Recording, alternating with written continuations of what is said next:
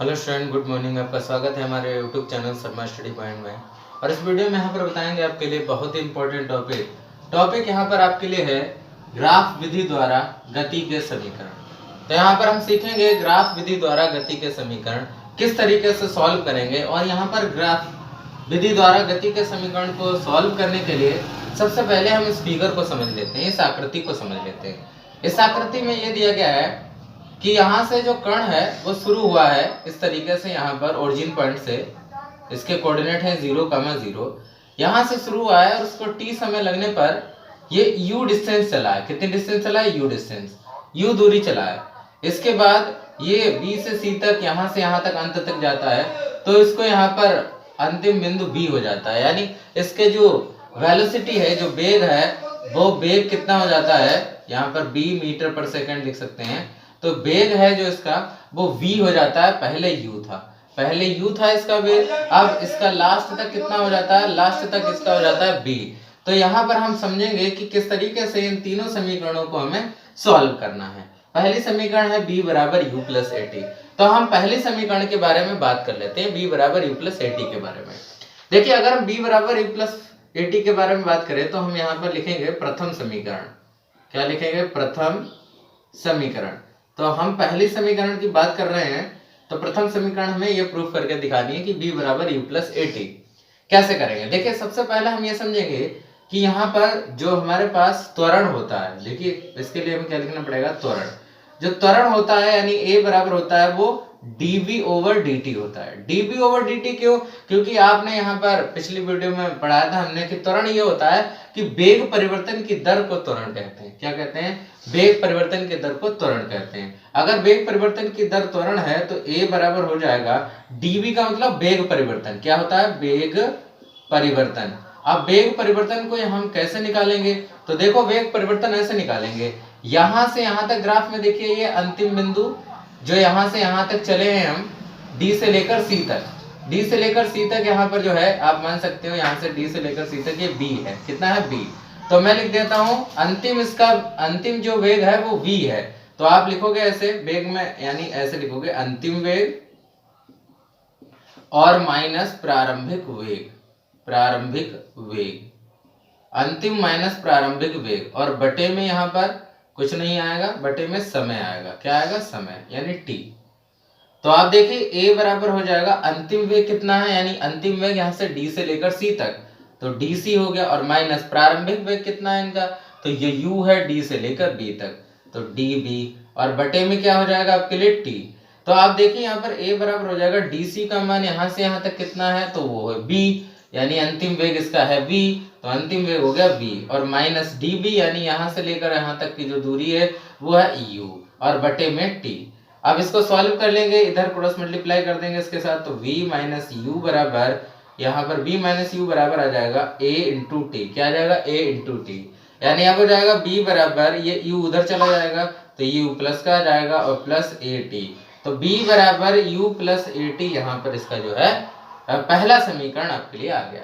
तो पहला समीकरण आपने देख लिया, बहुत ही इजी है। सबसे पहले क्या करना है? त्वरण a बराबर dv ओवर dt, अंतिम वेग माइनस प्रारंभिक वेग बटे में t। अंतिम वेग इसका v है और dv जो है वो u है। इस ग्राफ से आप देख सकते हैं dv जो है वो u दूरी है।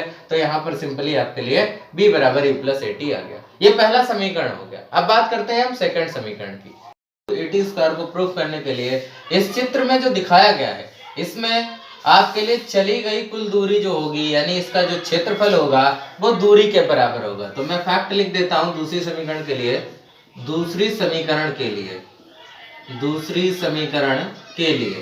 अगर दूसरी समीकरण के लिए बात करूं तो यहाँ पर जो दूरी होगी, चली गई दूरी, वो क्षेत्रफल के बराबर होगी। किसके बराबर होगी? क्षेत्रफल के। किस क्षेत्रफल के बराबर होगी? यहाँ पर ये वाला क्षेत्रफल आप देख रहे हैं AODC, यानी क्षेत्रफल हमें किसका निकालना पड़ेगा? AODC का क्षेत्रफल निकालना पड़ेगा। अब इस चित्र में देखिए AODC, ये वाला हमें निकालना पड़ेगा। आप देख सकते हैं इसमें दो फिगर है, एक है आपके लिए त्रिभुज और एक है आपके लिए आयत। तो मैं लिखूंगा यहाँ पर दूरी को हम s से मानते हैं, s बराबर क्षेत्रफल आप निकालेंगे किसका? इस एरिया का, AODC। तो इसमें एक आयत है, यानी मैं लिखूंगा आयत का क्षेत्रफल, और प्लस यहाँ पर त्रिभुज का क्षेत्रफल, यानी ये जो समकोण त्रिभुज है, समकोण त्रिभुज का क्षेत्रफल, समकोण त्रिभुज का क्षेत्रफल, समकोण त्रिभुज का क्षेत्रफल। अब आप देखिए आयत का क्षेत्रफल क्या होता है, लंबाई गुणा चौड़ाई। तो यहाँ पर आपके लिए लंबाई कितनी है, ओ से लेकर डी तक, ये है लंबाई ओ से लेकर डी तक, यानी ओ डी, और गुणे यहाँ पर चौड़ाई कितनी है आपके लिए, ए ओ, क्या है, ए ओ, ये वाली चौड़ाई है इसके लिए ए ओ, तो ये ए ओ हो गया। और प्लस समकोण त्रिभुज का क्षेत्रफल होता है 1/2 बेस इंटू हाइट, बेस कितना है यहाँ का, ए बी बेस है, और इंटू यहाँ पर आपके लिए ये वाला देखिए क्या है, और हाइट कितनी है इसकी, तो हाइट है बी से लेकर सी तक की, तो बी सी इसकी हाइट हो गई। अब यहाँ पर निकाल लेते हैं ओडी, यानी ओ से लेकर डी तक की दूरी क्या है, टी है, तो टी समय लिख दिया, इंटू ए ओ की दूरी क्या है, ए और ओ है, अगर इधर यू है तो ये भी यू ही होगा, तो यहाँ पर मैंने लिख दिया यू, और प्लस 1/2 ए बी का मान क्या है, ए से लेकर बी तक की दूरी देखिए यहाँ पर टी ही है, तो मैंने टी लिख दिया, और इंटू बी सी, बी से लेकर सी तक की दूरी अगर ए के करस्पॉन्डिंग निकालेंगे तुरंत से, तो ए टी हो जाएगा, कितना हो जाएगा, ए टी, तो इसी तरीके से मैंने लिख दिया यहाँ पर ए टी।